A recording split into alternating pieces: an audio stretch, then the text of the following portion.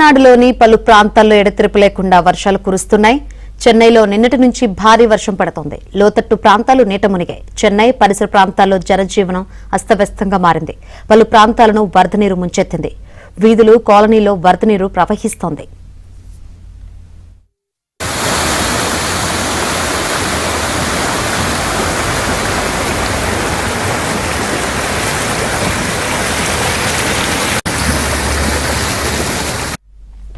దక్షిణ తమిళనాడులో భారీ నుంచి అతి భారీ వర్షాలు కురుస్తున్నాయి. చెన్నై, పుదుచ్చేరి, తంజావూరులో భారీ వర్షాల కారణంగా ప్రజలు తీవ్ర ఇబ్బందులు పడుతున్నారు. 24 గంటల్లో బంగాళాఖాతంలో ఏర్పడనున్న అల్పపీడనం వాయుగుండంగా మారి చెన్నై దగ్గర తీరం దాటే అవకాశం ఉందని వాతావరణ శాఖ తెలిపింది. ఈ నెల 23న తమిళనాడులో అతి భారీ వర్షాలు పడే అవకాశం ఉందని హెచ్చరించింది.